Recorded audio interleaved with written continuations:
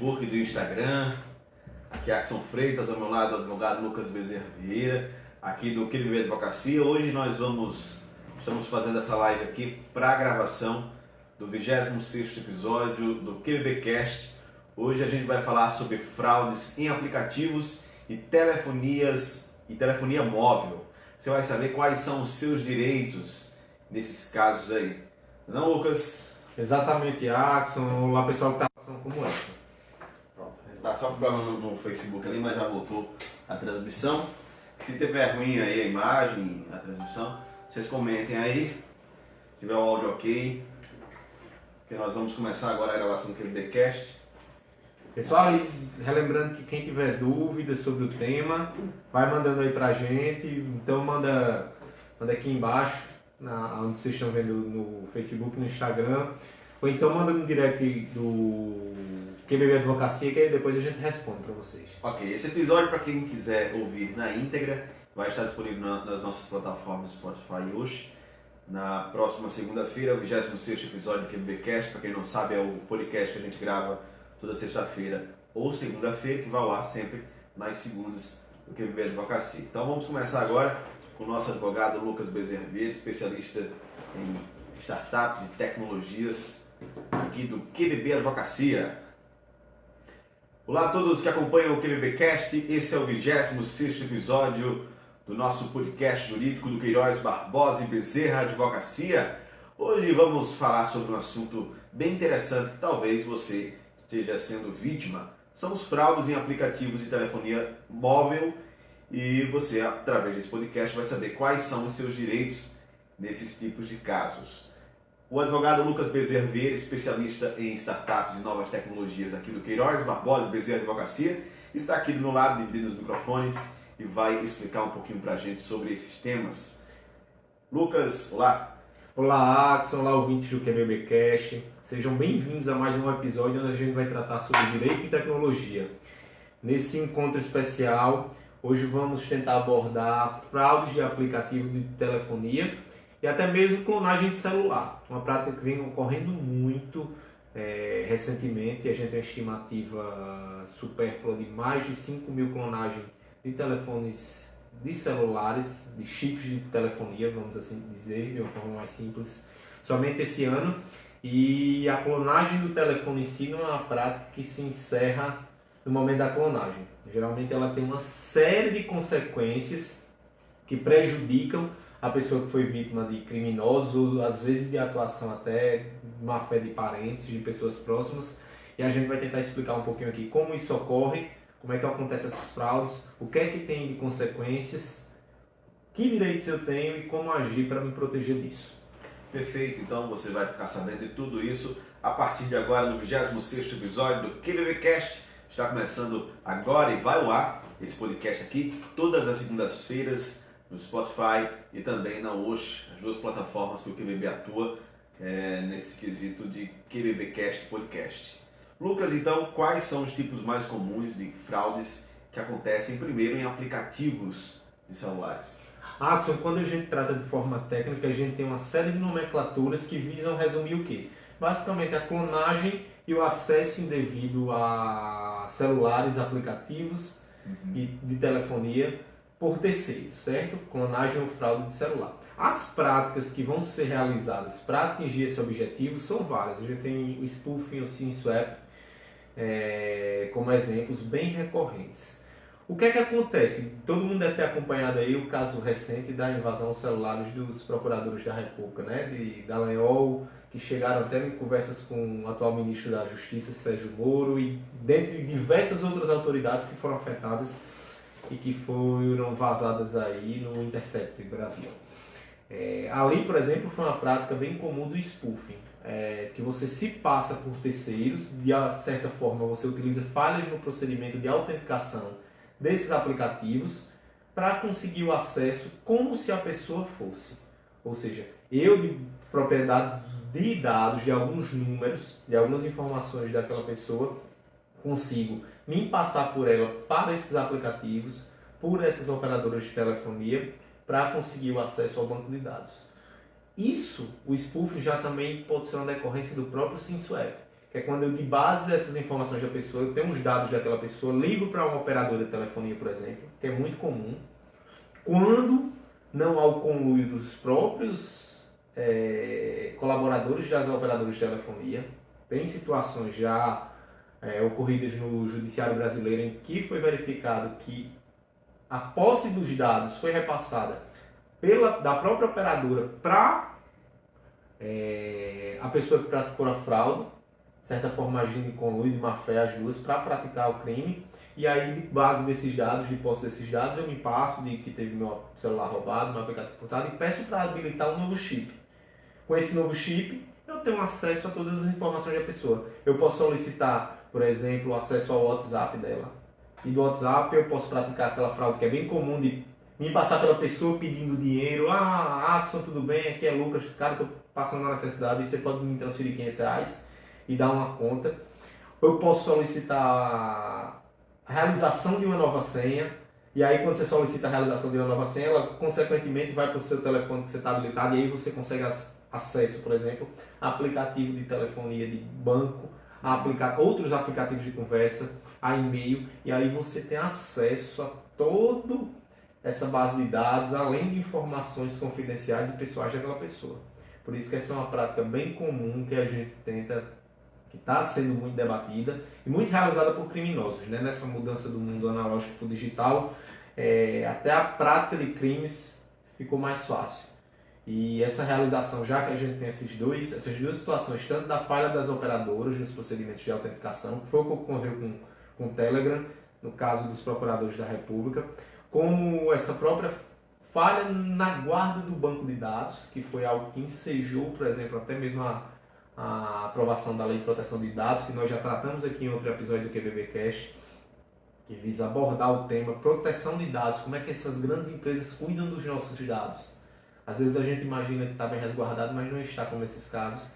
E aí, dentro dessas duas falhas, os criminosos sempre têm em mente pensando como utilizar a tecnologia para o bem, mas tem gente que sempre pensa para o mal também, vem utilizando essas falhas para praticar ações contra pessoas que, por incrível que pareça, na maioria das vezes idosas. Quem utiliza esses aplicativos de forma mais simples, mas também não tem noção dos procedimentos de segurança extra que a gente vai falar no final. Lucas, eu já fui vítima, não de uma fraude sim, mas de uma falha. Por exemplo, tem um número e quando eu troquei esse número, eu descartei esse número, alguém depois de alguns meses comprou um chip e veio com o mesmo DDD e o mesmo número que eu tinha antigamente. E quando fui ver no WhatsApp, já estava com a minha mesma foto do perfil, o meu nick, que estava salvo com o meu número. E é como se fosse eu mesmo no WhatsApp, entendeu? Pois é. E é uma falha, eu vi que é uma falha do WhatsApp, porque eu acho que no momento do registro de um novo número, deveria pedir uma nova foto de perfil, deveria pedir novos dados para descartar todas aquelas informações antigas e, consequentemente, mudar todo mundo que tem meu número salvo. Mas lá, quem tinha meu número salvo, meu número antigo, via minha foto e meu nome.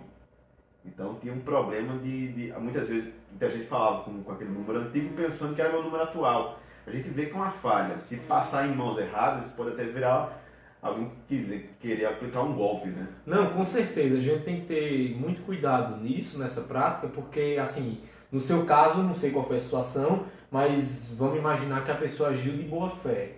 Que a pessoa teve esse número, solicitou um número, a operadora forneceu um número novo, mas não teve justamente a prática de resetar, por assim dizer, esse banco de dados. E a pessoa viu que aquilo estava sendo errado e mudou. Mas imagine alguém que vai atrás de fazer isso com a prática ilícita, de obter informações. A pessoa tinha todas as ferramentas para tentar extorquir e subornar seus parentes, seus amigos que você tem contato, para tentar ter acesso a informações suas privilegiadas, às vezes até utilizar informações pessoais suas, conversas suas pessoais para lhe extorquir, para lhe solicitar dinheiro, pedir informações bancárias e tudo mais. Assim, é um dos crimes que a gente fala, quando trata desse roubo, geralmente no roubo comum, no furto comum, eu vou lá, faço a grave ameaça à pessoa, então subtrai um bem dela e por ali se encerra, né? Sim. Na maioria das vezes. Quando a gente trata de crime digital, ele não tem fim.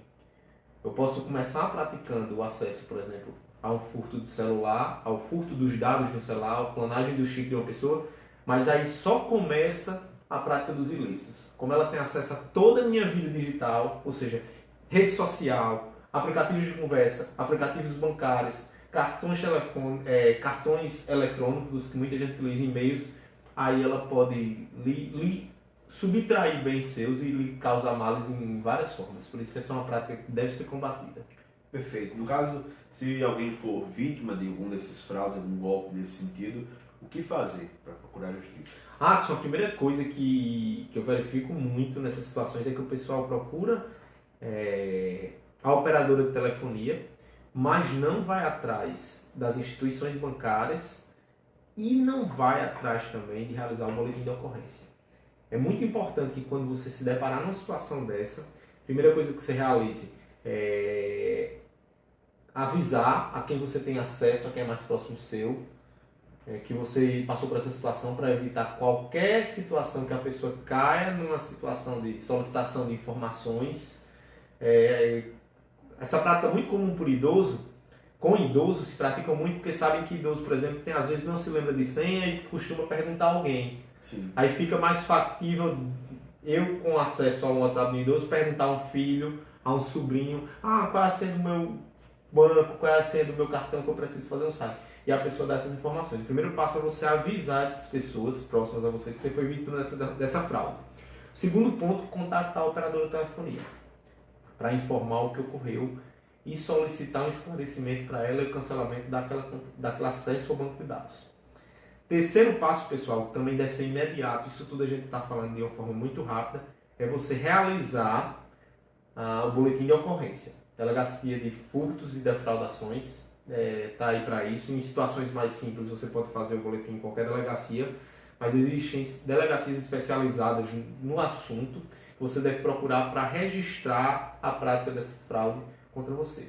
E muitas vezes a gente imagina que só realizando o cancelamento da linha é suficiente. Não, é preciso que você comunique, principalmente as instituições financeiras que você tem acesso, por aquela celular que você ocorreu aquela prática, para que eles desabilitem os aplicativos. Aí sim você começa a ter uma proteção maior de que aquela prática não vai se repetir e não vai ser dada continuidade nela. Em algumas situações é recomendável até que você mude o número.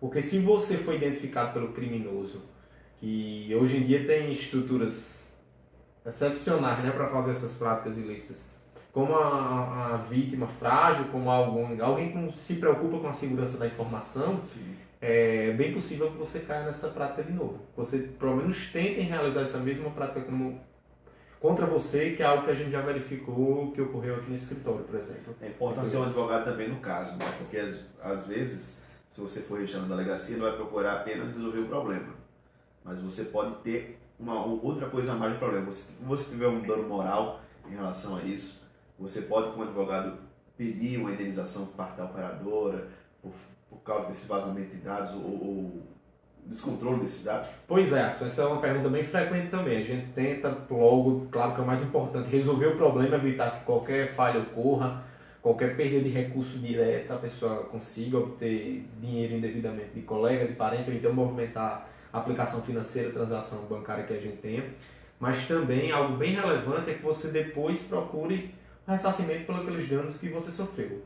A gente está tratando de duas relações de consumo bem claras, né? A relação pessoa física, telefonia, que muitas vezes participou ativamente, às vezes não, às vezes sim, mas em grande parte dela, se você precisa habilitar, vou falar da situação do SimSwap, por exemplo, se eu preciso habilitar um chip em meu nome, é preciso que aquela operadora habilite. O criminoso por si só não consegue fazer isso. Ou seja, houve uma omissão da operadora, uma negligência dela em verificar se aquela pessoa que ela estava habilitando o chip, de fato era o titular daquela linha.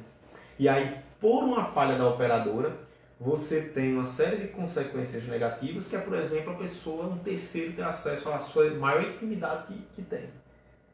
Que é as suas conversas pessoais, seus acessos a aplicativos de telefonia e tudo mais. Naquele caso de Moro e Dallagnol, eles podem, a empresa Telegram, por exemplo, pode ser penalizada também por causa disso?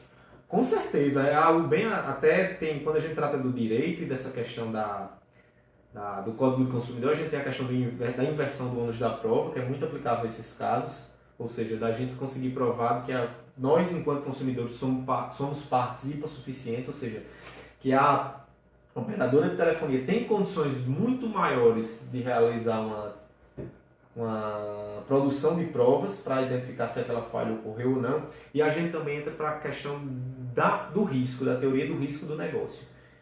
E quando a gente trata dessa teoria do risco, para deixar uma linguagem bem simples aqui, a gente pode ter ela subjetiva ou objetiva. Subjetiva é quando você precisa comprovar que aquela operadora agiu com má fé, negligência, imprudência e imperícia para ela ser responsabilizada. Mas já há entendimentos de tribunais de que, nesses casos, a operadora de telefonia, como as instituições financeiras, tem responsabilidade objetiva. E o que é que isso quer dizer? A gente precisa comprovar que o dano ocorreu, ou seja, aquele dano que a pessoa sofreu ocorreu, e o liame, ou seja, a relação entre as partes. Que há uma relação entre o dano e a prática da operadora de telefonia. Não interessa qual foi a motivação por trás disso. Se foi uma negligência, se foi uma falha na operadora, se foi um funcionário que praticou. Se tem esse liame, essa relação, e comprovada a prática, a gente tem essa situação. Aí a gente entra nos dois principais danos, né? A questão do dano moral em si por essa prática, que é de responsabilidade tanto da instituição financeira, quando há um respaldo, por exemplo, numa situação dessa que a pessoa tem movimentação de conta bancária que foge ao seu padrão, por exemplo, ou seja, teve uma prática ilícita lá a pessoa conseguiu habilitar seu telefone, aí você já tem a responsabilidade do dano moral pela operadora de telefonia, mas ainda assim ela conseguiu acessar um aplicativo seu de um banco e movimentou o dinheiro, comprou, por exemplo, um carro no Rio Grande do Sul, enquanto você faz compra de R$2.000 aqui em Natal, ou seja, foge ao padrão, aí você, além do dano moral também, você pode pleitear o dano material que você sofreu. Qualquer dano que você sofreu nesse sentido por essa prática, você pode solicitar e acionar a justiça para ter seus direitos respaldados nesses casos. Perfeito, acho que esses são os principais pontos que queríamos abordar aqui no QBBcast. Então, quem quiser entrar em contato com o escritório aqui para solucionar qualquer dúvida, fazer alguma consulta, como é que faz, doutor Lucas? Vamos sim, ó. Quem tiver qualquer dúvida sobre o assunto, entre em contato aqui com o QBB Advocacia pelas redes sociais. Manda mensagem pra gente, quem está no Instagram, manda direct aqui para nós, que vamos acompanhar e tentar esclarecer suas dúvidas sobre o assunto. É muito importante que vocês tenham cuidado nessa prática que está sendo muito utilizada por criminosos. Uma dica para vocês, para todo mundo, a gente tem nossas senhas normais, é algo bem importante, vamos sempre atualizar a senha. Se possível, utilizar a autenticação de 2 fatores. Quem não conhece isso, dá uma pesquisadinha no Google, que é uma senha extra, uma camada de cobertura extra que torna quase impossível que qualquer pessoa acesse suas redes sociais, acesse seus telefones, pratique esse tipo de fraude de telefonia contra você, porque essa é uma forma de se resguardar. Às vezes é uma prática dessa simples que nós tomamos e que evita uma série de problemas futuros para nós. Perfeito. Lucas, seu e-mail é lucasvieira, @qbb.adv.br. Meu Instagram é @lucasbzvieira. Quem quiser tirar qualquer dúvida, enviar até sugestão de temas na área de Direito, Tecnologia e Inovação, para a gente estar tratando aqui com vocês nos próximos QBBcast, é só entrar em contato comigo. Perfeito. Para você que ficou até aqui, muito obrigado pela sua audiência aqui no QBBcast. Até o próximo episódio, que vem aí, é o 27º. Até mais, pessoal. Até mais. Pessoal que está online, essa foi a gravação do 26º episódio do QBBcast. Tentei falar um pouquinho aqui desse tema que é bem interessante, que é fraude de telefonia. E quem quiser tirar alguma dúvida, tiver alguma sugestão, vai mandando aí pra gente que nós vamos tentar responder para vocês o quanto antes, tá certo? Bom final de semana a todos e até mais. Valeu, pessoal.